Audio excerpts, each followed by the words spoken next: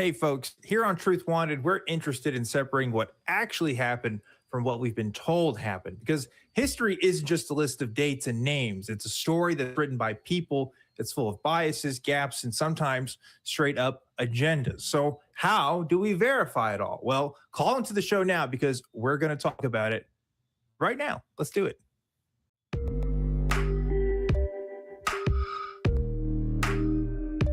Hello, everybody. Welcome back to another episode of Truth Wanted. I am your host, ObjectivelyDan, and this is the live call-in show that happens every single week, Fridays at 7 p.m. Central Time, where we talk to people about what they believe and why.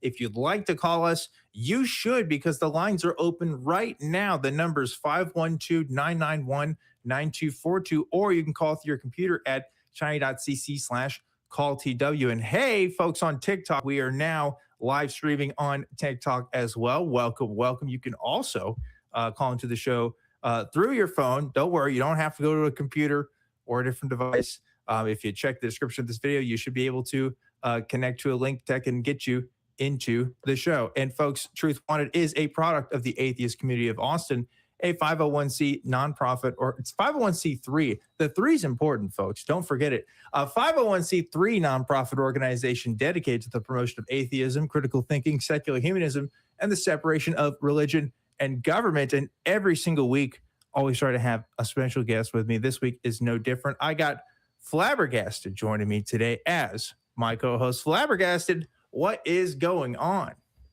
Oh, not much. Just really enjoying being here and ready for some good calls, really digging into some meat and bone issues. Yes. I want to thank you, Flabbergasted, because we did have a different guest lineup for tonight, and they had to make some last-minute arrangements away, but you stepped up, and you're here, and you're joining me today, so thank you for doing that. What's been new with you? How's it going? It's going pretty good. I've been working on a new project lately, and trying to get back into my social media game and really hitting on the things that matter to me. I've been doing some stuff with RFR, which is a really important thing for me. And so just got my finger in a lot of pies. What's RFR for people who don't know what that is? Recovering from Religion Foundation. Yeah. So, and what do they do? Recovering from Religion works with people who are struggling with deconstructing religion or questioning their religious beliefs, and creates a space focused around peer support for people to go through that process. So mostly support groups, but there's also a live chat that you can reach out to people on. And if you need help immediately, we have support groups at RFR. There's more support groups at RFR every month than there are days in the month. So definitely check them out, recoveringfromreligion.org. I've been working with them on starting a new TikTok live with RFR called RFR Lives. That is going to be on every Tuesday of the first Tuesday of every month, midday. So keep an eye out for that. Nice. Yeah, we love Recovering from Religion around here. And I'm actually going to be doing something with Recovering from Religion pretty soon. So stay tuned for that if you watch their content. But yeah, that's great. Making time for all that stuff. You said you're doing more social media stuff, and like social media, I'm so done with social media. I've never been more done with it, honestly. But it's like still kind of like important to the world, and like being a professional, you even have to have a LinkedIn, which is basically like business social media. Like if you want to like apply to jobs or do anything with that, and I don't even want to do that, but everybody keeps making me. I don't know. It's annoying, isn't it? Yeah, I don't have a link. I mean, I probably do somewhere, but it's probably scrubbed. Yeah, I mean, I haven't updated mine in a while. I'm just saying I hate that it's there. I can't just like, I don't know. Don't get me wrong. Obviously, I'm here. I'm streaming, right? I enjoy doing this. Yeah, I can imagine you don't like your face being on the internet. Right, exactly. Yeah. So I'm a hypocrite in some ways. But like also at the same time, I don't know. I don't feel a need to do it. You know what I mean? In terms of like posting about my day every day or stuff like that. I don't know. To me, that just sounds like work. It's too much. Yeah, no, I don't do any of that. I use it mostly for advocacy. I use it for addressing issues that I care about, especially and including issues that we don't get to talk about on this show and with the ACA. Right. But I also I'm also an advocate for polyamory and relationship related stuff. I do stuff with Recovering from Religion. I do stuff with people the queer community as well. I'm part of the queer community, and so I'm an advocate for that. And so just all kinds of stuff. I just really sink my teeth into. Speaking of all kinds of stuff to sink our teeth into, I want to go back flabbergasted to my little cold open there, because I want to talk to you specifically about history. You've had a career working in history in the past. And so it's something that you're especially passionate about. And we were talking before about, what to talk about today. And I thought that we came to a great topic, which was this idea of like, how do we know what we know about history? And like, what's a good sort of way to figure that out? And I know it's like a complicated question, but we should have a basic way for some people, right? Because I get it. The world is getting more complicated every single day. But you said something interesting before we got started here. You said that everybody knows something that everybody says they know something to be true that's absolutely 100% false when it comes to history. And I thought that was interesting. So maybe let's start there. I didn't say it quite like that. Okay, all right, fine. I'm paraphrasing here. Go ahead. I said everybody has some sort of historical fact that they know. Yeah. I put historical fact in quotes here, right? Yeah. That is almost certainly wrong.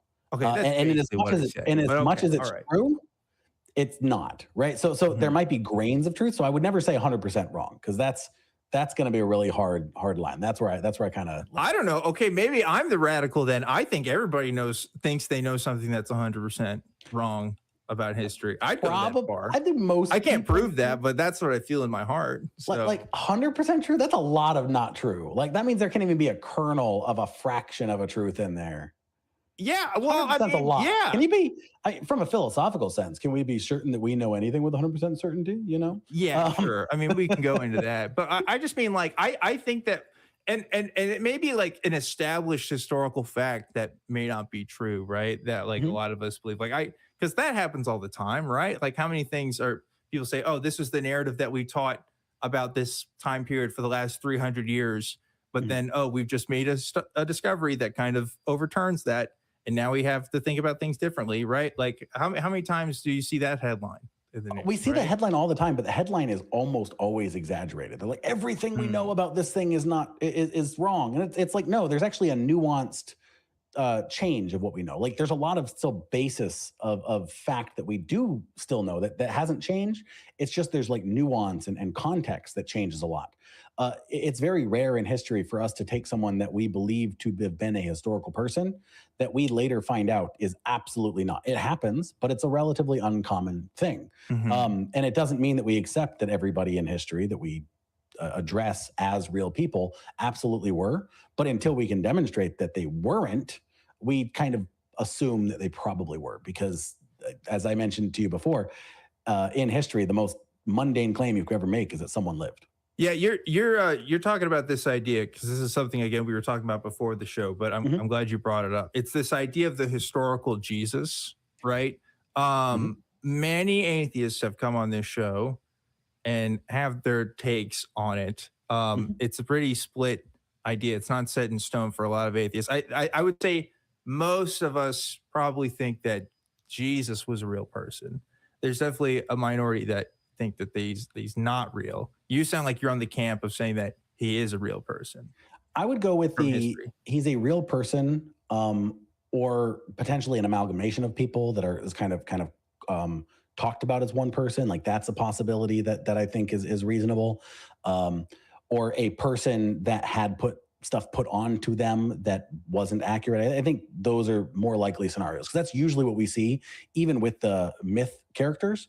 Mythical characters are usually still based on a real person. It's the version of the person that we talk about in the myth that probably didn't exist, right? Like Odysseus probably existed. He almost certainly didn't visit an island of sirens, right? So the version of Odysseus that had interactions with sirens, that version of Odysseus didn't exist. But did an Odysseus probably exist? Probably.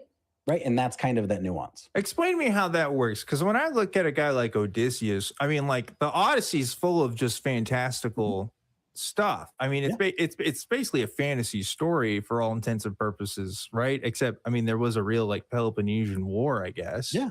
So how does that work? How do you go from this guy maybe fought in a war to, he was fighting one-eyed giants and stuff? Yeah, I mean, go read Herodotus, right? Mhm. The father of history in so many ways. His entire account of history is just saddled with all of this superstition and all of these religious beliefs and attributing things to gods and all of this stuff. It's happening in there, but there's also so many things in there that are much more grounded, that are very realistic. So when someone says this country and this country fought against each other, right? That's that's something that we can actually quantify. We can actually look at those things. But when someone says, well, this person attacked this person because of, they were inspired by Ares, the god of war, and I'm being very kind of glib with that, but that's we're not going to take the Ares influence very seriously there. But we are going to be able to say, well, if there was a war, if there was a fight, we should find record of it. And with the Iliad and the Odyssey, like we have some things that actually track out. We've found a place that is likely to be Troy. Like these So are things that matter. a Christian might say, well, is the reason why you don't take the Aries thing seriously because you're assuming a secular worldview, right? That's the thing apologists say. Well, you're assuming a secular worldview, so of course you can't believe that like miracles happened, right? What would you say to that? I would say I will happily accept the existence of miracles as soon as they're demonstrated to occur. So when Hmm. we look back in history, we can't assume that something that happened in history that we can't demonstrate could still happen today is something that actually happened. So we take things that we understand about reality as a whole, and we are going to look at those things when we look back in history with that same lens. So when someone says that there was a 20-foot giant that they fought, and we have no record of anyone being 20 feet, like 20 feet is far beyond the largest human that's ever been demonstrated to exist. There's no other creatures or entities that we've ever found and demonstrated to have actually existed that are of that size. So when someone says there's a 20-foot person, okay, maybe you're exaggerating. Maybe they were just like 6'2" and like Hmm. you were just really small. And so it felt like a 20-foot person, right? So like Hmm. these are the things that we take. So it's not that I'm coming at it from a secular perspective or that I don't accept miracles. It's that I can't assume that something happened in the past if we can't also find those things happening in any way, shape, or form in a way that we can demonstrate today. Yeah, I mean that makes sense to me, but I'm not a Christian anymore. So you know what? I'm a little bit biased myself. But maybe you're a Christian and you're watching this show right now. You definitely should call in if you are, because again, we have open lines and we want to talk to everybody, not just Christians, but also if you have other kinds of beliefs about history, maybe that other people don't necessarily believe in. Maybe history actually started. What's that one idea where it's like, oh, it started at like the year 800 or something, and then it kept going, and everything else is like backfilled. You know what I'm talking about? The idea that the universe was created in such a way that all the history that happened before that was like fabricated but didn't actually happen. Exactly. Yeah, yeah, like that Yeah. kind of stuff. I don't know. There's a lot of weird history sort of rabbit holes when it comes to pseudo history is Yeah, under. call in with your pseudo historical claims, Yeah, please. Like let's talk about them. If you think that everything we understand about history is just wrong, that our the way we evaluate historical claims is not good. Like let's go. Like come yeah, talk to me about how we have more evidence for Jesus than Alexander the Great. Please, yeah. I'm here for that. Yeah, come in. We're ready. We want to talk about it. And while we are waiting for some of you guys to talk to us, I want to bring in Kelly real quick. Kelly is our backup host for today, and he is doing his thing. What's up, Kelly? What are you doing? But I like it when you were the pirate cast. Oh, I gotta go. Y'all, Kelly's doing bits. He's doing bits on the show now. That's crazy. Man, that's funny, man. You mean he wasn't actually on the phone? We weren't interrupting Kelly rudely? I mean, I don't know. I believe it. I could see it being real, but no. Thanks, Kelly. So how's it going? It's going good, man. Thanks for joining us. Glad you're ready and prepared to talk to us. Did you have a good phone call? Was that Yeah. I was talking to a friend. a friend? Yeah. I guess She's not from here though, right? She goes somewhere else. She's Anyway, from, to a Can- different she's school. from Canada. she's from Canada, of course. You wouldn't know her. Kelly, every week we are asking somebody a question, and I want to know, what was our question that we asked folks last week? Last prompt. week we asked. I'm sorry, I'm laughing. What biblical mistranslation should be in the Bible? And here's our 3 favorite answers. Number 3 from Chuck Gatos. Blessed are the meek, for they shall inherit what's left of the earth. Yep. Which seems a little too realistic. That's real though. That's good. Yes. No notes on that. And number 2 from Ironclad Alibi. What biblical mistranslation should be in the Bible? Jesus said, whenever 3 or more are gathered in my name, an offering plate shall be passed. That's a pretty good one. That's accurate. Yeah. Good one. That's too accurate. That's creepy. Yeah. I was just going to say that. I'm pretty sure that's actually the original Greek. I'm pretty confident. Yeah, that's the koine for sure. Yeah. These are on point so far, Kelly. What's our number 1? Number 1 from Blue 5469. That's a new name for us. A biblical mistranslation. It should be in the Bible. You shall lie with the man as with a woman. After you shall get brunch. Okay. All right. Little zesty there. I like it. A nice. I like the nice little brunch part. day. Yeah. That's I good. feel like after you lie with someone, you should just make them breakfast. Like, they deserve it, you know? Yeah. Yeah. But then what happens when the other person thinks the same thing, and then you guys are both in the kitchen? I was just going to Or- say, And but I wanted to make me that's a breakfast. very like kind of romantic, sweet gesture. You sit there, you cook eggs together, you trip Yeah. over each other. Okay. You know? All right. Yeah. Yeah. There's something to be said there about that. Okay. All right. Well, these are all really good answers. I like this one because, and you're right, this one was a little too real this week. Can I throw one out? Yeah. Yeah. You Please. got one. For God so loved the world, he gave up an uncomfortable weekend. Yeah. Whoever That's- believes in him shall not perish. But I've always thought that. Even when I was a kid, I was like, how much of a sacrifice is it for a God though? Because like he went back Right. and did his thing. I don't know. It didn't seem like I'm not the first person to say this, but it's Yeah. the adage of like he sacrificed himself to make up for the rules that he made, and the consequence of that was that he had an uncomfortable weekend, so that way everyone's sins could be forgiven. Yeah, I don't know how I feel about that.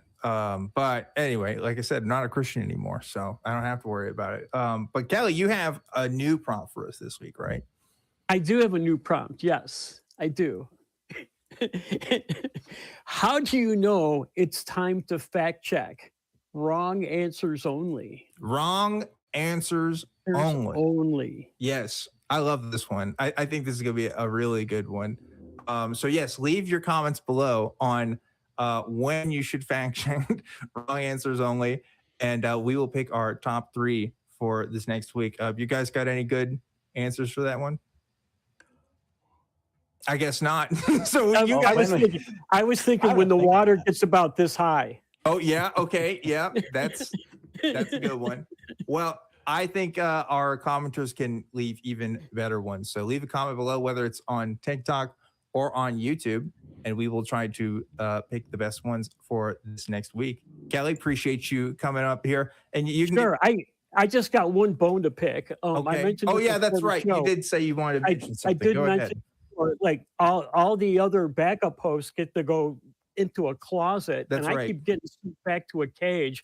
And number one, you're not changing the paper, and it's really embarrassing when I have to change clothing. So I would like to have some walls in a closet myself. If that's not too like an ass. Oh, what's that? What's that? I think we lost Kelly there. Oh, I think he's The audio's still coming through because the bars of the cage aren't soundproof like the closet is. Kelly, we'll replace the newspaper in that cage real soon. Okay, Yeah. just don't worry. Go back to that phone call. We'll just put a new layer on top of the old one. Yeah, we'll figure something out for you. It's okay. I'm just saying, when I was a backup host, I was being put in the closet because I'm queer. So, what are There we is complaining that. about? Guys, we need to get higher quality pet food for Kelly. I think we can't keep buying the cheap stuff because Costco dental bones aren't good enough, huh? Yeah, I don't know. Maybe a new. I don't know. This bit's gone on long enough. Let's keep it rolling, folks. This is a call-in show, so I think we should talk to our callers. Hey, what a novel concept. What do you think, Flabbergasted? Do you want to talk to some people? I think that'd be very on brand. Okay. Well, before we do, we have to give a shout out to the folks that donate on the Patreon, because every single week we're always giving a shout out to the Patreon donors. Oh, and I love how this graphic on TikTok is just like right in front of my face. It's really awesome. This week's patron of the week is going to be, I'm gonna move my mouth over there. That's not gonna work. This is for Steve D. Thank you so much, Steve D. You are the Truth Wanted patron of the week. And thank you to everybody that donates on the Patreon. You guys are awesome.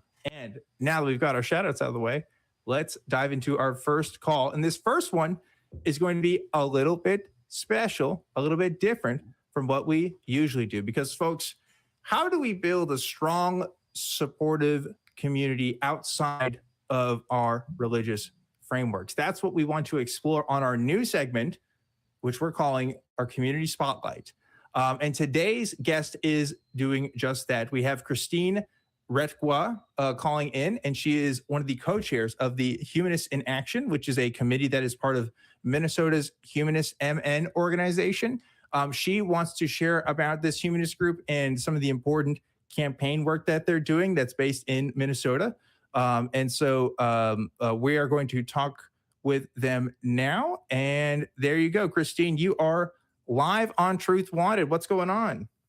Hey, how you doing? What's going on? It is Friday evening, and I'm so glad to be done with the work week. Yes, me too. Me too, Christine. I'm really glad that we're doing this segment, and I'm glad that you get to be a part of this segment. So, Christine, tell us about what you're doing in the community. Yeah, thank you so much. I'm enjoying your conversation and appreciate so much Atheist Community of Austin's interest in connecting with our group at the other end of US Highway 35. And I really noticed on your information, and you referenced community, you referenced humanism. So I think we are a like-minded bunch across these. What's going on? Humanism. Yeah, absolutely. And I-35, that's a highway that needs a lot of humanism. Let me tell you, because a lot of road rage on that highway. You know, it's not the best highway out there. You see a lot of bad stuff. So I'm glad we have that highway connection. But anyway, please continue.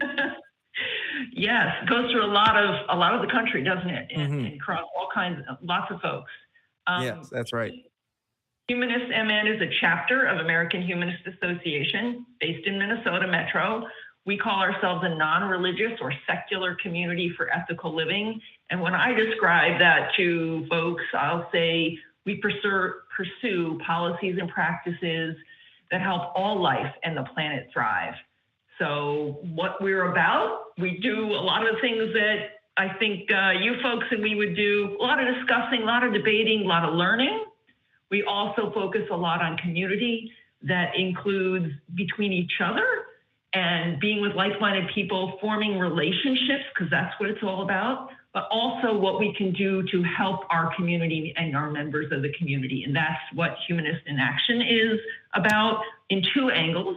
One is community service, or a lot of projects, and particularly the one that I'm gonna highlight today, but also legislative advocacy.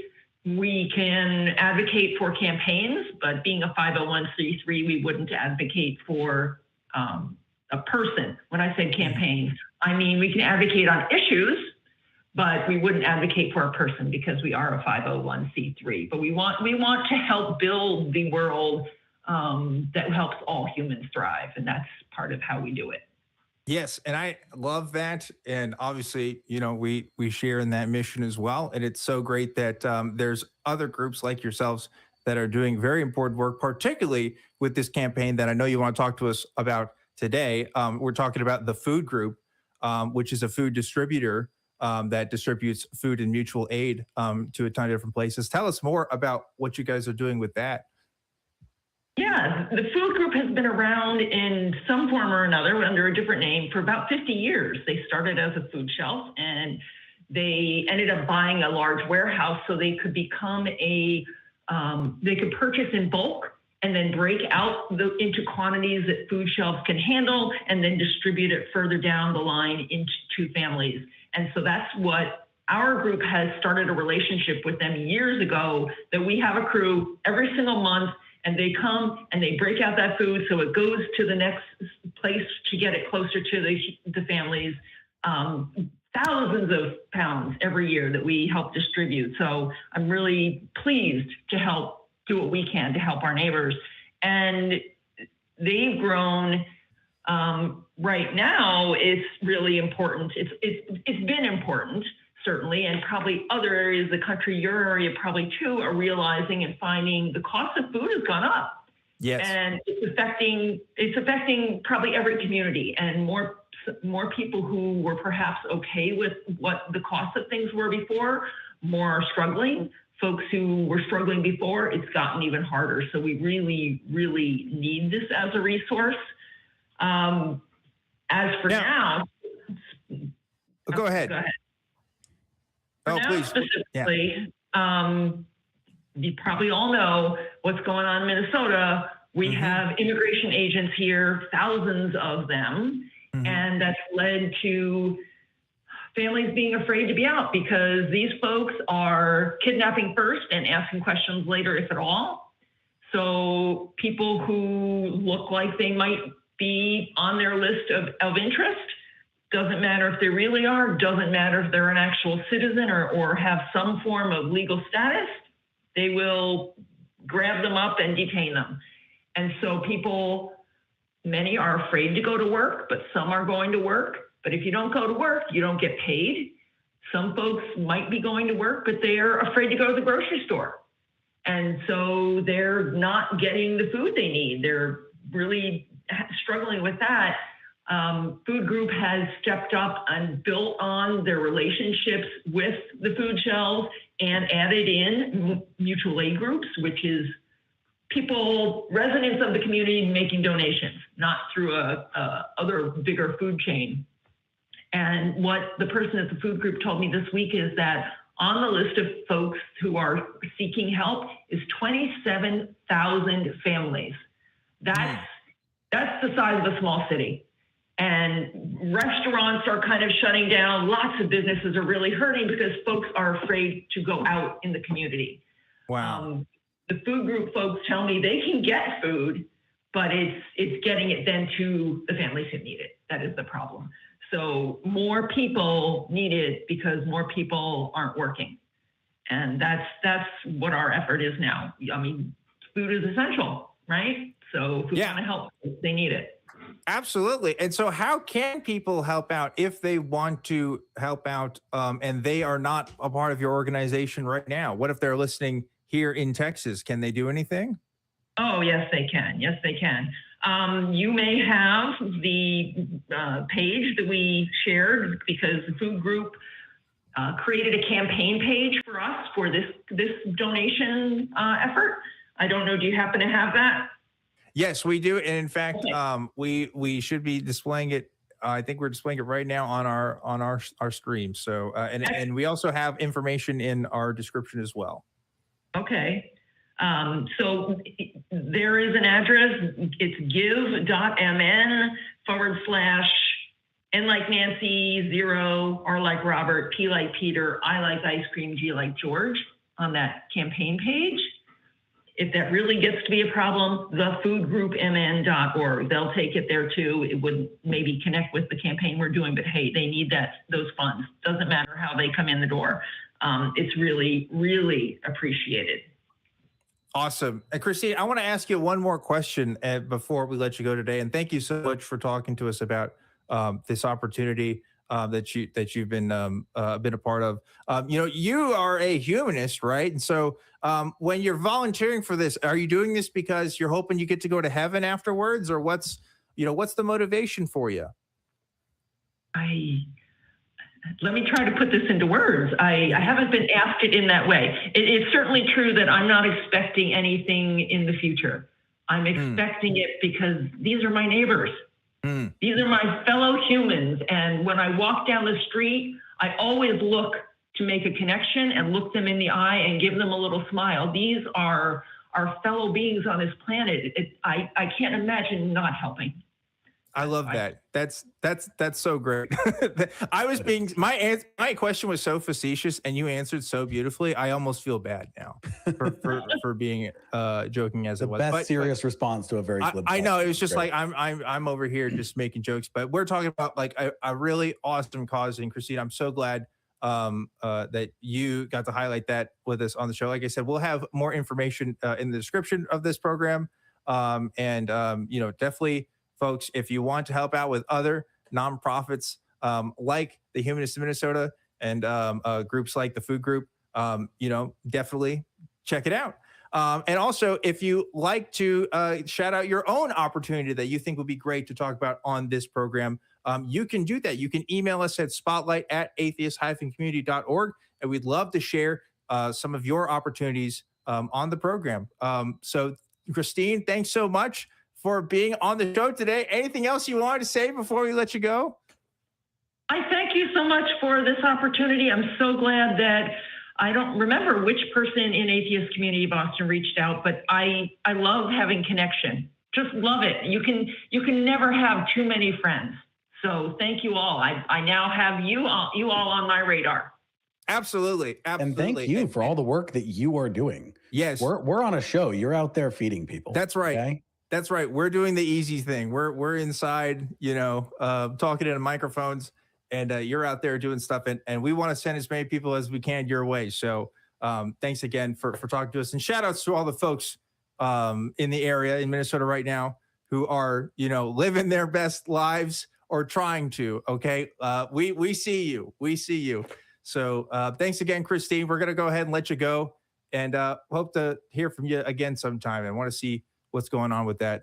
Gosh, what a great opportunity. And again, folks, if you have your own opportunity that you want to shout out, check out that email address I mentioned at spotlight@atheist-community, because we want to highlight folks in the community. We want to make sure that we're trying to do our part by at least pointing the way, right, to things that you can do to help out. What were you going to say to that, Flabbergasted? I was just going to say, like, if you are out there and you are wanting to help, like, we can't all go out and start our own organizations, but we can support the ones that are out there. There are people in Minnesota who are struggling. There are people not just in Minnesota, but especially in Minnesota, Right. who are struggling with what's going on in the world right now.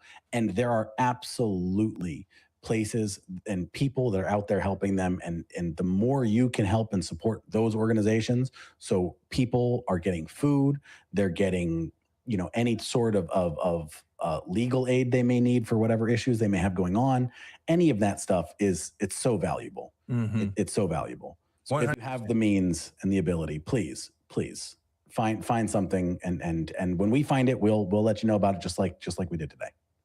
Yep. That is super, super real. So, thanks so much again, Christine, for being on with us today. I want to go ahead and move on to another caller and just get straight to it. You want to just keep it moving? Roll. Let's go. All right, let's just keep going. We do have now Kelly. Hold on, Kelly. Before we get to this next caller, can I get Kelly back up here again? Sorry, Kelly. I know you're sorry. Let me just unlock this cage real quick. Oh, there he is. Okay, he's already out there. Hey, Kelly. Kelly, you doing good? What's up, man? You good? I'm doing good. We had a bet going, right? We had a bet going. Do you Yes, we did. Bet? Yes, we. What were the terms of this bet, Kelly, that we had, you and I? I don't think we actually had what we were going to do for each other, and I thought that, as I recall, the bet was for how long it would take. Yeah. And what was your prediction? What was your guess? I was thinking it was going to take about 3 months, as I recall. Yeah. What we're talking about, folks, is I'm missing so much context. We do have John from Canada calling us again. Oh, okay. John from Canada said that he was not going to call the show anymore. He said he was done with it. And I said, we'll give it a few months. I wish I wrote down exactly how long it was. I think we both agreed that it was going to be like 6 to 12 weeks or so around there. I think it was 6 to 12 weeks, something like that. I don't know if we're quite in that time range, but we're pretty close, I'd say. Yeah. John, you're live on Truth Wanted. What's up, man? I thought you weren't going to call the show anymore. Hi, John. Hey, John. Hi, Kelly. But before I answer that question, I want to know. So, who won the bet? I don't. We didn't write it down. We should. Yeah, we didn't money. write. We should Yeah. have put it on Polymarket because I'm going to put money that Kelly won the bet. That's my bet. I bet that Kelly won the bet. I think you were sooner than me. I think my estimate was a bit more conservative. That's what I remember. It doesn't matter, John. But here's the thing. We both said that you were going to call back, and you are calling back right now. So what's the deal, man? I thought you weren't. Hey, what do we got anymore? I really meant that, but I miss you guys. Plus, I have something very important to say. Cool. Okay, that's it. You missed us. And he's got something important. Did you miss me? John, I did.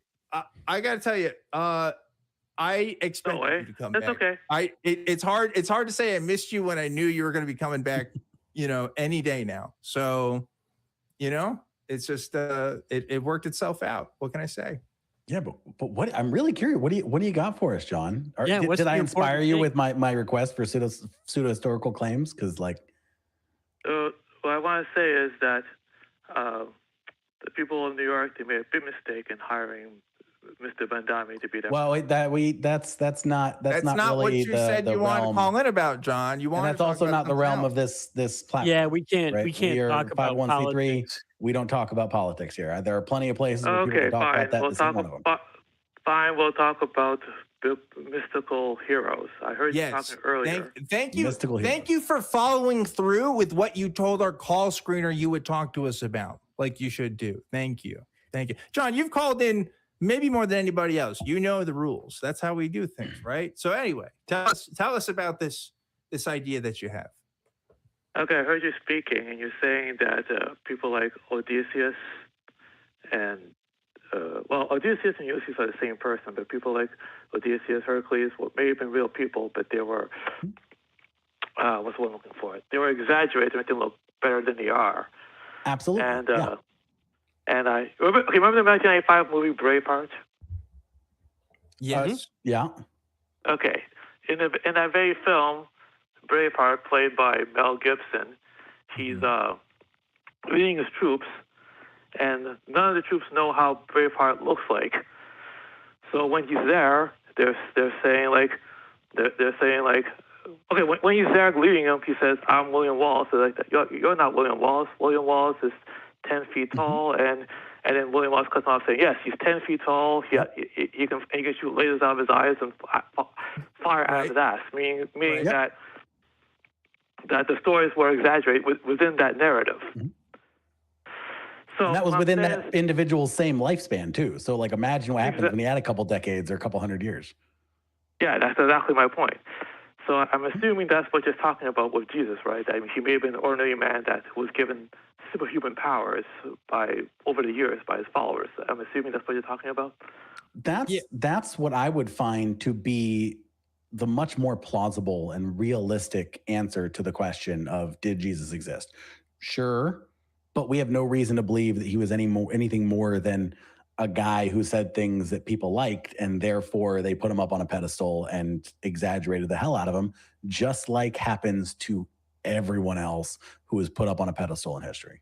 It doesn't just happen in history. It happens today. And I've brought this up a million times before, John, but I'm from the Waco area, and David Koresh, his followers, remember that thing in the 90s? Some of them are still alive. Yeah, they're still alive, and a lot of them still live in Waco, and a lot of them still say that he was the Messiah. And you know what? They'll tell you about things that he did that were miraculous, about how he appeared to them in dreams, and how he touched them, and how they felt better and had these visions. I mean, these are contemporary living people that have these stories. Can you imagine a world pre-internet, fact-checking, pre-mass writing and reading, right? What kinds of stories can be told about people? It's really not that hard to imagine when you consider it like that. And Jesus wasn't the only religious figure that had that happen. You could say the same thing about Muhammad, Lao Tzu, just about every religious. Zoroaster also had a lot of tales about who he was and what he did. Yeah. So just about every religious founder has these mythicized myths. These mythicized myths. Here's what I find interesting. In the 20th and 21st centuries, we have men like Mr. Kress, like you just mentioned, that can actually convince people, adults, that they are gods. How is that possible? Mm-hmm.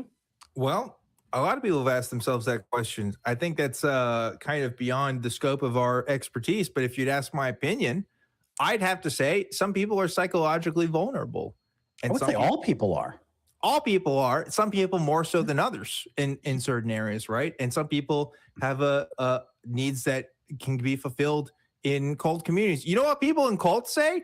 A lot of times they say they're great. A lot of times they say they're happy, and maybe later they realize things weren't as great. But if you're convinced that you're happy in the moment, you're going to be happy in the moment. I mean, that's what it is. Cults provide a lot of psychological needs and also material needs for people. So that's a big reason why. Definitely one of them. Yeah, I think it's. Oh, sorry. Go ahead. Go ahead. Go ahead, Kelly.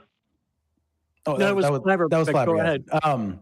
So I think it's people are very subject to this.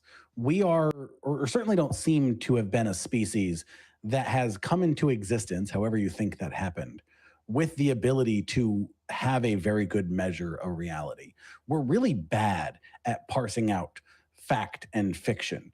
And that explains so much about all of human history.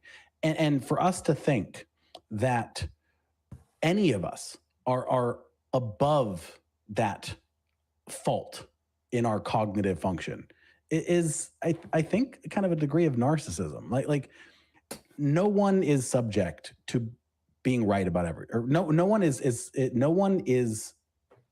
is capable of not being wrong. Everybody is wrong about something. And that's what we talked about earlier. When we talk about historical facts, I was talking about this. Everybody has a historical fact that they know that's probably wrong.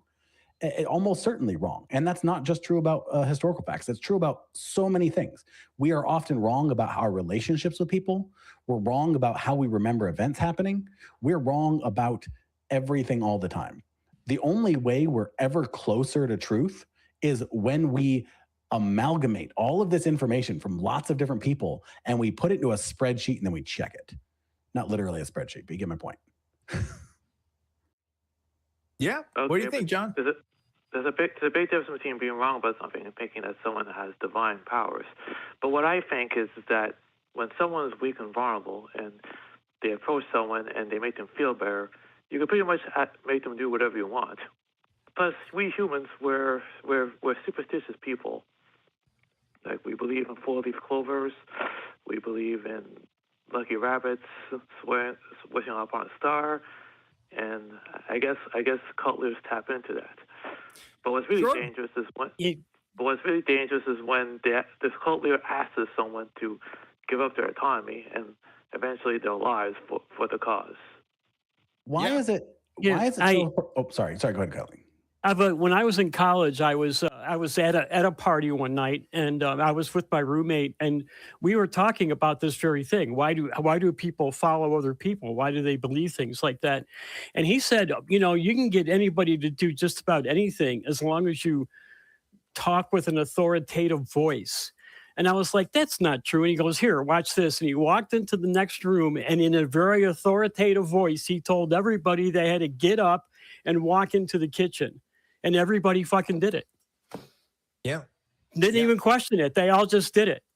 So I mean, it's kind of like apparently human nature for most people to just listen to authority figures and follow. Yeah, or just everybody saying, hey, this guy's really smart. This guy knows what he's talking about, and people just believe the hype.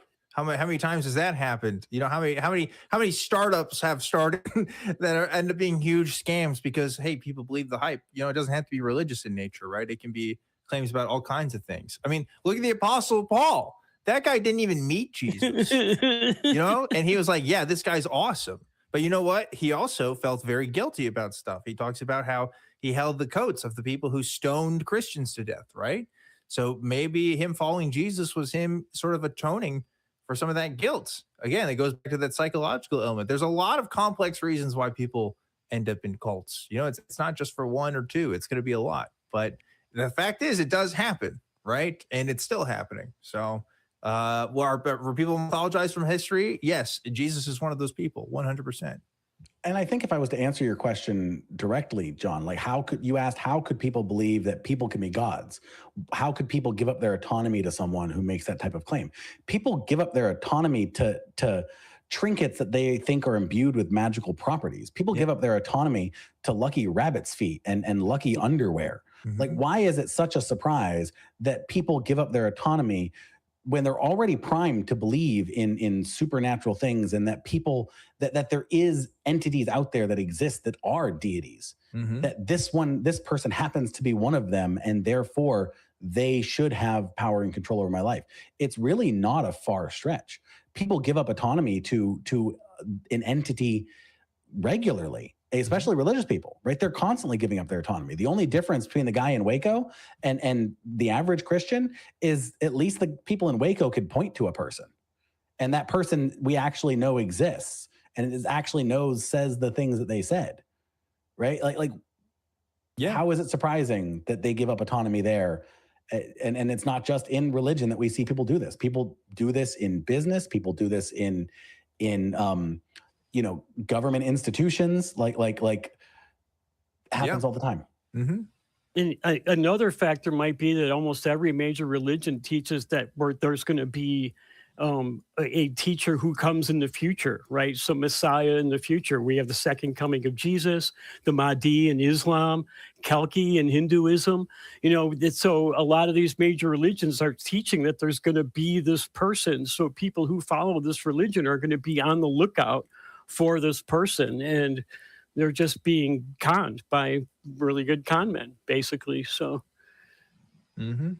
but they're already being conditioned to look for this person who's going to be this Messiah, this great prophet, right? Yeah.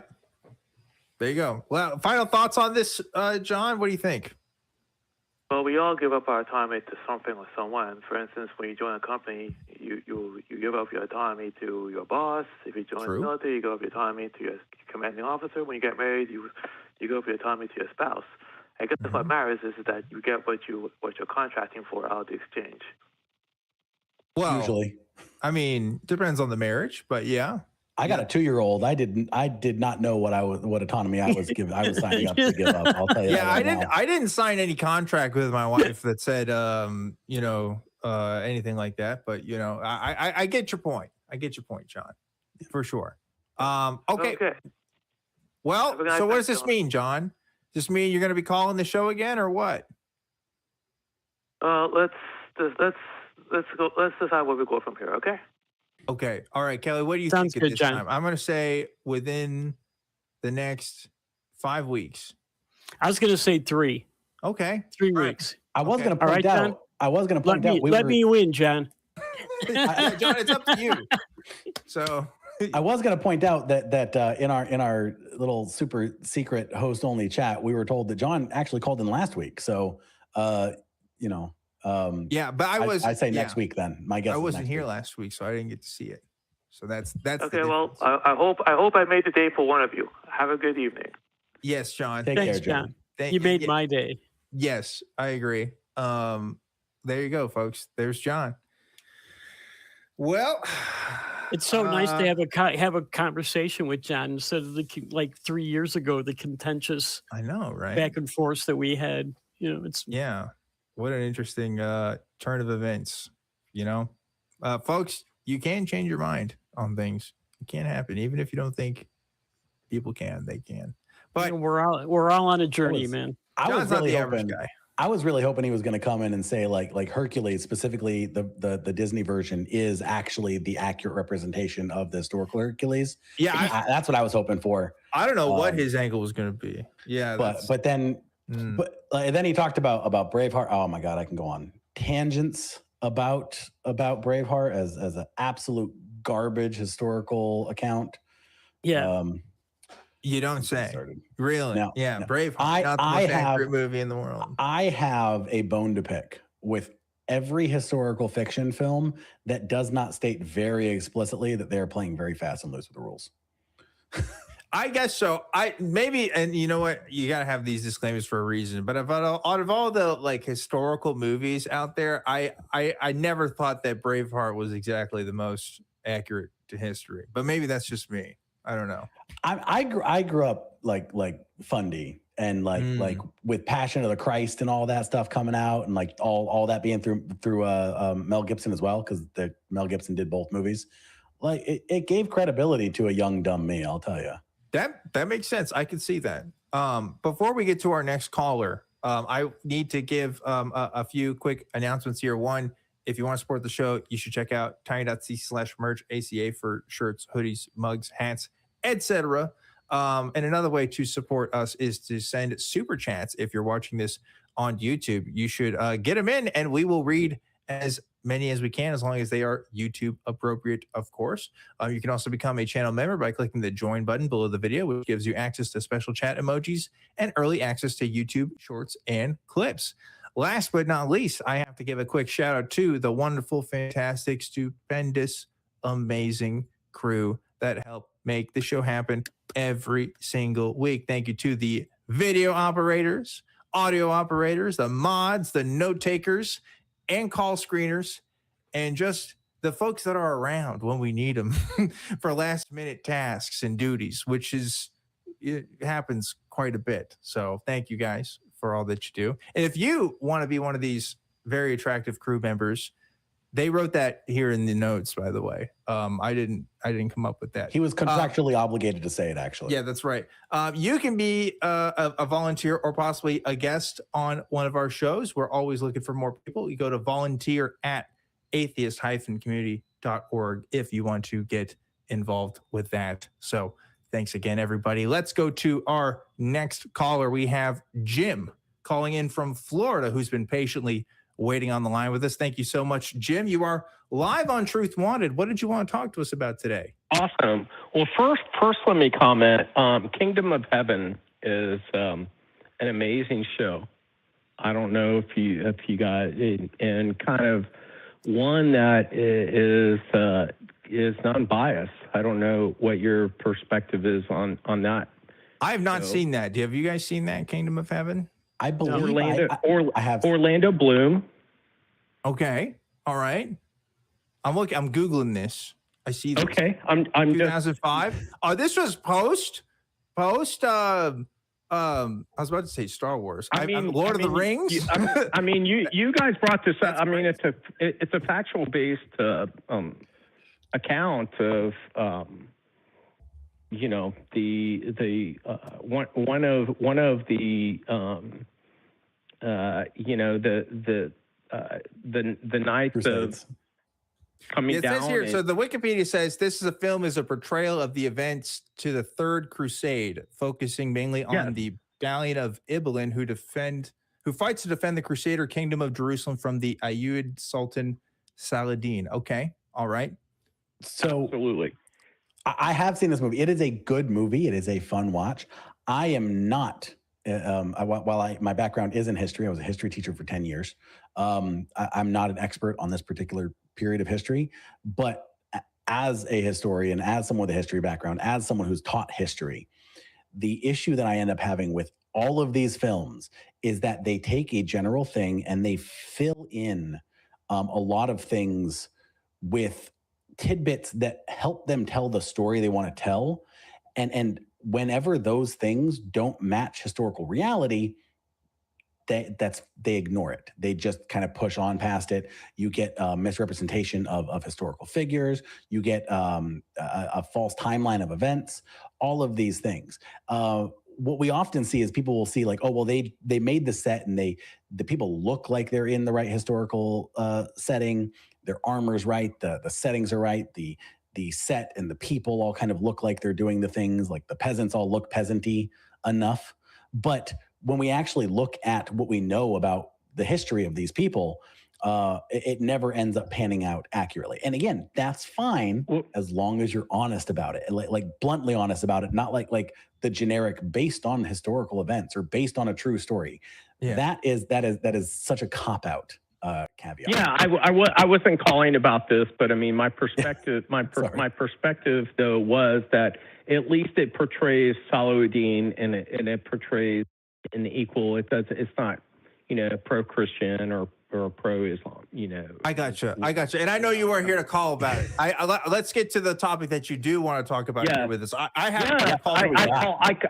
called about. We have an anniversary. It's 250 years of our country coming up, and so I'd like to get the three gentlemen here, and I'd like to get your perspective, since it seems like somehow, some way, we're getting driven into that we are a country founded on Christianity, and that didn't get me excited here. Is that your belief, Jim? That we're a country founded on? Believe that we are on Christianity? Yeah. No. Okay. No. I'm a deist. I've been a deist. I've been a deist for 20 years, and so I was raised Greek Orthodox, and I branched out, went through my pilgrimage, know where I'm at spiritually, and and I'd like to get your guys' perspective on this, because it seems to be something that is a crux in my butt. Yeah. So. Yeah, I mean, there's a lot of, this is something that atheist commenters get asked about a lot. The first thing that I always talk about is the Treaty of Tripoli, which explicitly says that America isn't a Christian nation. Now, that's not the Constitution, right? It's something else. So some people will make that argument. And obviously, America was very much so culturally Christian at the time, right? There's no argument there. But a lot of people have pointed out that a lot of people who made some of the founding documents, including the founding fathers, were very secular, very progressive people in many instances for their time. Not all of them. There's a wide range of views, but they certainly weren't all evangelical Christians. So it's hard to say what we could say when we say it's a Christian nation. If anything, it's an example of a more secular nation being built. And I think that that's what a lot of scholars who have talked about this on end would point to, is that they really made a deliberate effort to try to make this a secular nation, not led by any particular religion. But I know for a fact that Flabbergasted has a bone to pick with this topic. So yeah, go ahead, Flabbergasted. I have so many. I feel like I'm eating fish. I'm just picking the bones out, in numbers here. And so first off, Treaty of Tripoli, right? It's not the Constitution, no, but it was drafted under Washington, signed under Adams, and was unanimously agreed upon by every member of the United States legislation at the time, under the phrasing that they are explicitly not a Christian nation. So even if it's not in the Constitution, the understanding of every member of government under Washington and under Adams at the federal level did not see America as a Christian nation is extremely telling. So that's the first point, Treaty of Tripoli. The entire argument that it's a Christian nation because the founders were Christian and they all had Christian ideas and they had Christian beliefs and all that stuff is really not very. It's not. Well, I know that because most of our founding fathers were deists. Franklin, Payne. Well, George Washington never took communion.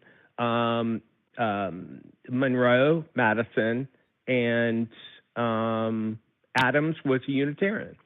So right. I mean, you have most of them who are founding fathers. I'm tired of us getting split or getting moved to this place. Yeah, I hear you. Let me tell you why, though, specifically, that's such a bad argument from the other side, right? Like, I understand that you're on the same page as me here, right? But it's such a bad argument because everyone was Christian. And they're saying, well, because they were Christian and they created something, that the thing that was created is because of Christianity. But like, if you're going to attribute that, then everything. Like the Farmer's Almanac was a Christian book by the same period of time, because that was also written and put together and created by Christians with Christian views and Christian doctrine. But when we look at the things that the foundation of the American system was built on, it was explicitly not Christianity. It was explicitly based on a movement that was a movement away from, actively and intentionally away from Christianity and away from religiosity. It was based off of the Enlightenment movement. And the Enlightenment movement, while was almost entirely comprised of Christians, was Christians separating themselves from their Christianity towards more humanistic types of views of the world. So everybody, but you can't say the Enlightenment was Christian, because everyone in Europe was Christian, because if you weren't Christian, you were imprisoned, killed, stripped of titles and rights. Like, you don't get to exist in Europe in the 15th and 16th and 17th century if you're not a Christian, not in a meaningful way. So like, that doesn't tell us anything. The movement is away from Christianity, away from religiosity, towards humanistic approaches, separating government from religion, separating people from God in so many ways. Even if it doesn't, even if it wasn't to disassemble beliefs. Go ahead, Jim. Right. Sorry. In my perspective too is that I think in Declaration of Independence, I think there's only 4 mentions of God, and none of which mention anything that has to do with Jesus. It has to mention with anything above that. It's about a creator. It's about under one God. It's about yes, the Declaration of Independence does, but the U.S. Constitution in the Constitution, same thing, right? No, well, there's no mention of God. No mention of God in the Constitution. Yeah. Right. Okay. That's a critical thing, because the Declaration of Independence is not a legal document, right? I think a lot of Americans get that confused, because so like, how are we getting twisted? How are we getting it twisted? Because Christian nationalists have an agenda to make that into public education, in the same way that they have an agenda to teach that evolution isn't real, and that the Bible is the way, the truth, and the life, and that Earth is only 6,000. Yeah, Earth is only 6,000 years old. If you convince people that America can only exist because of Christian values, then why wouldn't you want to be a Christian? Right? Why wouldn't you want to be a part of that? Right. It also gives you a way of excluding and pushing out and pushing away anyone who isn't Christian, who isn't going to conform to that idea. Yeah, exactly. Yeah. It gives people an out to say, if you're not Christian, you're not American, right? I mean, this is an implicit bias. It's not said out loud. But how many people post 9/11 looked at their Muslim neighbors and said, these people aren't American and don't belong here? Right? I mean, that's just one example, but there is a Christian nationalist bias that is rearing its head again in recent years. It's always been there, but it's become even more prevalent in recent years, and it's quite a scary thing. But that's our take, Jim. What do you think? Well, it's the 10% of the United States that has the loudest harm, and what's going on right now is you have that, but that population is going down. What happens is, if you guys have seen, there's MTD, moralistic therapeutic deism, that is taking spring in the youth that's out there, which wants they want a higher power to believe in. They want to feel that they can be happy in life and feel good, and they want to give back to society, and they want to feel that by bringing so they can get to a higher place. I mean, that's basically what it is. And at least the ones you've talked to, right? Yeah. No, not what I've talked to. There's been the moralistic therapeutic deism, which was a social. It was someone that they took a panel. It was a social. It wasn't it's a non-religious. Someone from Notre Dame did this, and they paneled 5,000 teens from 18 to 25. 5,000. What's important to you? And that's what they come up with, is those those things that they want to do. They want but they want that sense of community. They want a sense of giving back. They want a sense of happiness, but they still believe in that higher, that they will get to that place. And so,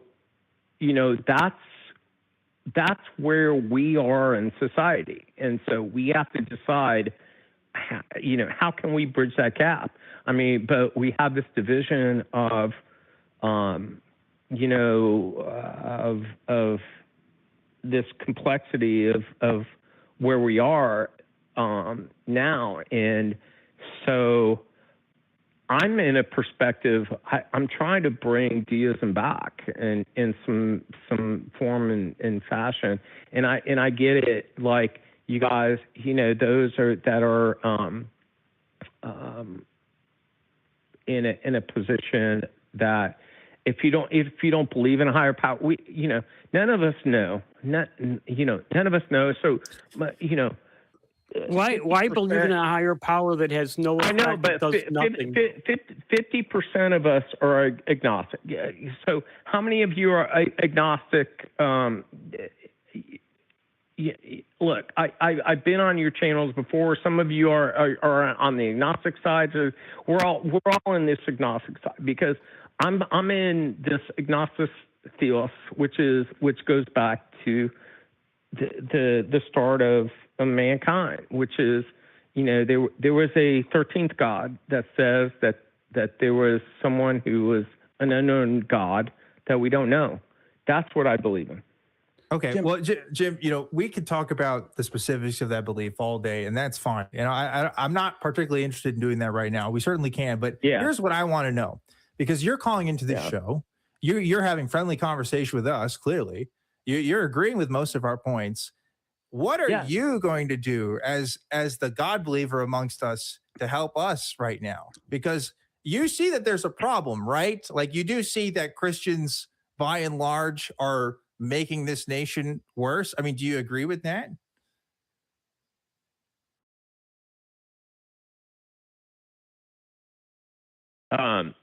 Well, I know that the guy that screened me said not to be too relative on, but we can't talk about particular politicians, but we can talk about agendas. I will say absolutely yes. Yeah, of course. We're on the same page here. Here's the problem, right?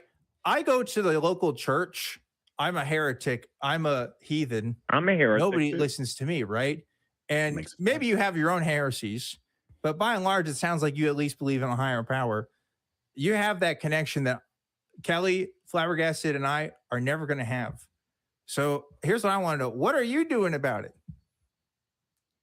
Well, I'm trying to bridge the gap with my deist fellowship across the planet and try to, because what happens is we're not a religion. We're basically a spiritual sense. Sorry, Jim, just for clarification, if I may, I'm sorry. Yeah. Go ahead. When you say you're trying to bridge the gap, are you talking about bridging the gap between your position and the Christian nationalist position, our position and the Christian nationalist position, the gap between you and other deists? Like I'm very confused about what gap you're trying to bridge. Yeah. And as a follow-up, how do you manifest that? Yeah. How do you make that happen? Yeah. How do I make that happen? I'm happy. Well, first, what gap? What gap are we addressing? First explain the gap, what gap it is, and then explain how you plan on bridging the gap. I mean, I apologize. I'm like trying to understand the gap. So when we're talking about so the fellowship between those that I'm part of,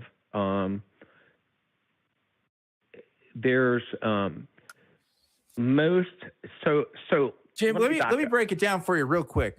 Okay, let me help you out here. I'm not chill with a lot of Christians right now, right? I'm chill with Christians in my personal life, right? But we're talking about Christianity in the national stage.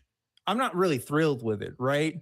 It's not really serving my interests, let alone the interests of my friends and family and people that I care about, right? Or our society as a whole. In fact, it actively seems to make people's lives worse, whether it's restricting people's rights to abortion and other forms of healthcare, whether it's getting religious ideas into public schools, right? Or taking out scientific curriculum in schools.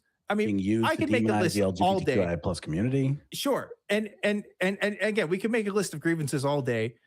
Why should I listen to the deist position on anything if it's not going to help me dismantle, the problems at hand, right? I mean, maybe there is a God, sure, but what are the people who are believing in God but aren't chill with what's happening? What are they doing about the stuff that's happening, right? Because you already talked about this. You said there's a lot of people that are saying America's forward on a Christian nation, and it's driving you crazy because it's not true, right? I would say that's one sin on a list of 100 that's happening now, right? So Dan, let me ask you, like, how many people out there that say they're spiritual and they're not religious? Yeah, tons of people, absolutely. So where do you think they fall into? In terms of what do you mean? Where do they fall into? They're deists. They're deists. I wouldn't say that. But I wouldn't say it at all. My mother when she was still a Christian, unless they're spiritual, unless they're astrologists, or unless they're focused on icons or Jim, that's a million. You just listed a bunch of people. Yeah, Jim, seriously, give me a such example, or anything like that. Then those people, 25% of Christians are deists. They don't realize it because deism has been an extinct philosophy. Okay, but Jim, if I may, and I'll let Flabbergasted speak in a second here. But you asked 10 different people, they're spiritual, not religious, what that means. You're going to get 11 different answers. I don't think we can put those people in a box. I think they have a right to reflect their own beliefs without you putting the label of, they're a deist on there, right? I think they have a right to their own identity. I may not like it. I may think it's stupid, but they have a right to explain themselves. I don't think you just get to say they're all deists. Yeah, I don't think that's an assumption we could make. Yeah, Jim, I think that is part of the problem at first, right? So first off, you're looking at these people and saying they say this, but I'm calling. Hang on, Jim, give me just a second, please. Right? Jim, hang on, Jim. I said Flabbergasted can speak next. I want to try and bring this to a point so we can actually address something because we're kind of talking around issues. We're being very vague in such a way it's really hard to address anything meaningfully, right? And so you're saying that these people are calling themselves this, but you're going to call them something else. Sure, fine, whatever. I that still doesn't answer the question that I think is a really important one here, is going back to the question, what gap are we trying to bridge? Because I think that's still what we're trying to get at. Are you, and this is a yes or no question, are you trying to bridge the gap between the parts of society that are not okay with Christian nationalists and Christian nationalists? Is that the gap you're talking about?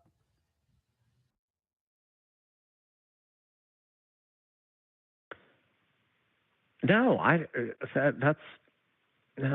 trying to no, it's about the gap between those that I understand that. Let's keep it simple and formulaic, right? The gap between A and B.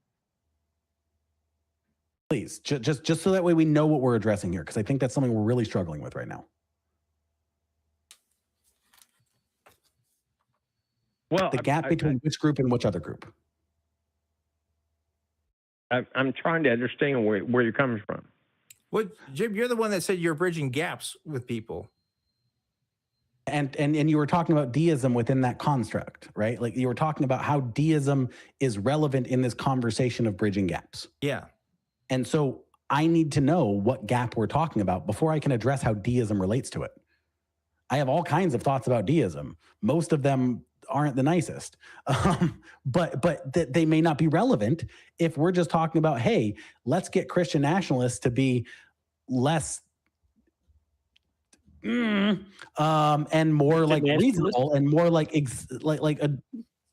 more amenable to the other people in society. And if that's the gap we're talking about, if we're talking about how do we bring Christian nationalists back, and how do we use deism where we appeal to like vague supernaturalness to get people off of this extremely toxic and harmful version of religiosity.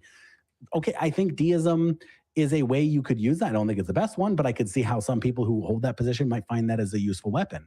But if we're talking about something else entirely, I don't know how to address what you're talking about at all. Well, I thought he was talking about bridging. Let Jim respond. Okay. Well, I mean, I went from a strict, form of Christian Greek Orthodox religion, and then I thought, like, okay, I know that that's not my plight. I went on a pilgrimage with my partner, and we went and we visited different places. I know I need to move on, but what I'm saying is, then I moved to Unitarian, which I felt was a good move. And, but what I'm saying, though, is from where we're at in like society is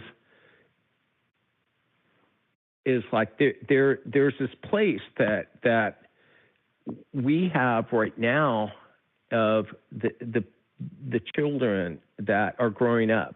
Okay, our kids, okay, or when we were raised, we were adopted, or we were brought up, and we were baptized into a certain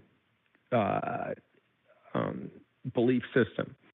And I give you like 15 more seconds here, Jim, to make your point. Okay. Jim, please don't say 15, we. Yeah, 15, also not we. Yeah, we're not. Please say you. We're three very your diverse. life. Yeah, we come from very different backgrounds. But yeah, please, if you could just finish your point. Thank you. I get it, guys. Anyways, I'm kind of losing track, but anyways, I appreciate your time. That's okay, Jim. You know what? And it's not fair for you because you got one person on the other line. There's three of us on right now. But here, I do want to address you real quick before we let you go. I appreciate the banter. I appreciate the you guys talking to me about this side. I didn't effectively. This is my first time on here. I'm sorry I didn't effectively communicate everything. You know what? That is absolutely okay. You don't need to apologize for anything. I sincerely appreciate you calling in because most people don't, right? And you decide you want to talk to us, and that means a lot. And right on. By and large, it seems like we have a lot of things that we agree upon. But I just want to leave you with this before we let you go, because we do got to get moving here. Is that for me, right? For me, that where my emotions get riled up in this conversation is that neutrality always benefits the oppressor. Okay. And so a lot of people are being oppressed right now because of Christianity. And when I hear the deist types such as yourself, I'm not saying this is you, I don't know you, but when I hear this language of we just need to bridge gaps and I'll do kumbaya and make people understand my version of Christianity or my version of this religion or my version of how things work, that doesn't do it for me. And the reason why it doesn't do it for me is because it doesn't go far enough. It doesn't say categorically that the things that are happening right now and this misinformation and all the stuff we were talking about is wrong and it should be considered wrong. It kind of just says, well, we can all still be Christians, but we need to do things the right way. We need to do things this way. And to me, that's not enough, because I'm already seeing the harm that Christianity is doing right now. So it's really hard for me to make peace with that. Well, anyway.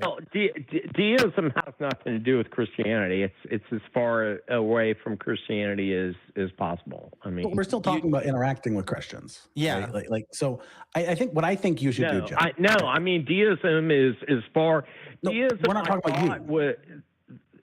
Okay, I get it. Yeah. We're just talking about broadly. Remember I said I wasn't specifically talking about your specific perspective, but this kind of broader idea, that's Anyway, I've said my piece on it, Jim. I hope you have a wonderful, wonderful weekend. And even more than that, I hope you call again sometime, because I think we'll have some great discussions in the future. Yeah, and John, we should I really absolutely wish you call well. him. A good book to read if you want to explore the subject a little bit more is The Founding Myth by Andrew Seidel. Yeah, that's on true. the topic, yep. Yeah. But I wanted to give Jim a piece of advice, if I may. You guys read Thomas Paine, The Age of Reason? Yep. I have. Read it. Okay. But it was a while ago. It wasn't recent. I'll say that. I know. I might recommend. I get it. Jim, Thanks, gentlemen. Jim, I appreciate what you guys do. I'm serious, and I listen to you. I listen to your channel every day. Thank you. Thank you, Jim. Thanks so much, Jim. You have a great one. Oh, Jim, what were you going to say, Flabbergasted? I was going to say, and I hope Jim catches this, right? Because Jim, what I think you really should do, like, go back, listen to what you were saying, right? We were getting a little lost in what you were saying, and I think we definitely want you to call back. But when you call back, like think about exactly the point you're trying to get at. You talked about Christian nationalism, and then you talked about building bridges. And we were talking about how Christian nationalism was a problem. You were on board with that. You agreed with that. You started talking about building bridges with deism. What do you mean by that? Who are you trying to reach? What problems are you trying to solve? Think about those things and call us back and talk to us about those, because we'd love to talk to you about it. I'd like to know that too. I think we got a little curt with Jim, and you know what? Again, it's not fair because we're doing the 3 right now instead of the 2. And 3 people, that becomes a lot when you're talking to somebody. And we got a little lost in the sauce. It was just a little hard because it was really hard to figure out where he was going. So it felt like all of us were sitting here like confused about different elements about what he was saying, and no one had an idea where it was going. So Yeah, right. Yeah, it was kind of generalized and nebulous. I was having a hard time getting to the point. I was thinking that Ireland was founded by pagan Celts, and you never hear people say Ireland is a pagan country. Mm-hmm. Yeah, that's true. But I mean, it refers. I still see when people. I mean, culturally, America was very much a Christian nation, right? I think that's where people get confused. But that's different from saying the founding principles of America are Christian values, right? That's where the apologists really get on that. And I'm glad we talked about that. And I'm glad Jim agrees with us.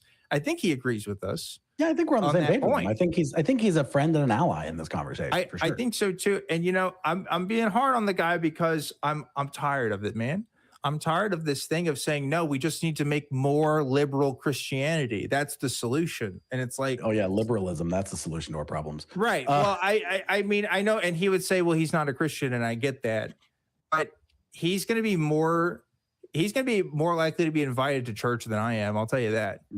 Right. I mean, I still have people knocking on my door being like, hey, you want to come to our church? And I'm always like, maybe, sure? Yeah, maybe so.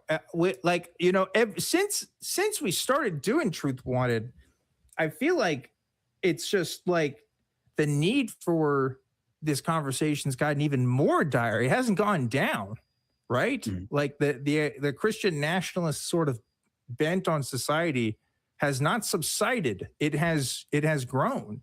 Ramped up. It's a bit scary. And I want to know that folks like Jim are on our side. That's what I really need. If there's any Christians or atheist, curious people watching, not sure, whatever, the most important thing to me right now is not what you believe or don't believe. It's, are you going to help us or hurt us when the time comes down to it? Honestly, right now, that's what's feeling more important to me. Oh yeah, I care far more about your values and how you see everyone else in society than what you think happens after we die. If what you think happens after we die impacts in what I view to be a negative way, the way you interact with reality and those who live in society with you, then I care about those things. Yeah. But give me the progressive Christians who are talking, who are on the same page with me about, like healthcare and human rights and all of these issues that truly matter. Give me those Christians who we can stand hand in hand. We can argue about whether God's real or not tomorrow.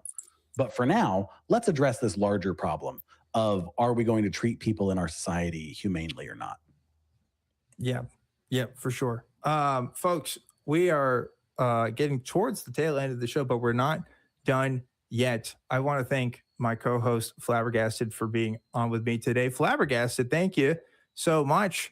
And I know that you're also streaming this on your TikTok, right? What is that TikTok? My TikTok is I'm Flabbergasted001. Check me out. I haven't been making stuff in a while, but I'm really trying to get back on to doing that. So yeah, please check me out. I was in there like as a little thing, and then my TikTok closed because I hadn't touched my screen in a while and closed it. But yeah, I'm Flabbergasted001.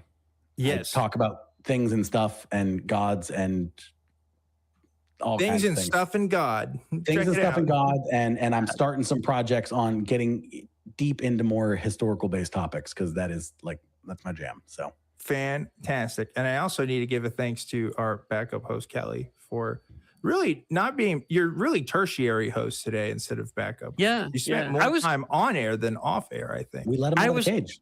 Yeah. I was mostly staying quiet on that last call. I was letting you guys handle it, but I did get confused by a few things. I did have to speak up a couple of times. So Yeah. Well, but I always feel like 3 people on one caller is a little too much. So I was trying to hold agree. back as much as I could. So I agree. And you know what? That's something we got to consider in the future. But for now, you're here. And I want to thank you for that. Despite all of your rage. well, you are thanks for still having me here. Just a rat in Kelly. a cage. I think I could say that, right? I can. No, Greg. He's a Kelly in a me. cage. Yeah. What's that, Flabbergasted? What are you saying? He's a Kelly in a cage. A Kelly in a cage. That's true. In a cage. Kelly in a cage. Make it parody and it's safe. That's a nice. Yeah. That has a nice ring to it. Kelly in a cage. This sounds like a nice. Hey, bartender, I'd like to get a Kelly in the cage. Kelly. Please. Yeah, that sounds. What's in a Kelly in the cage? You think? Probably something bitter. I think. I don't know. I'll have to Anyway, make it up. I'm gonna make that. Things, Yeah, find some sort of probably things that are legal in rock California, thing. but not in other places. folks, we need to start wrapping things up. I think. Before we go, Kelly, what's our question this week again? Do you remember? The prompt for this week is: how do you know it's time to fact check? Wrong answers only. Yes. And so leave your answer down in the comment section, and we might pick out that for next week. Before we head out of here, Flabbergasted, any words of wisdom you got for us? Oh, just keep looking out for the truth. Keep looking out for the truth. That's it. Short and sweet. I love it. Folks, I'm Objectively Dan. This has been another great episode of Truth Wanted. Remember to always keep wanting the truth, and we'll see you next time. Bye-bye.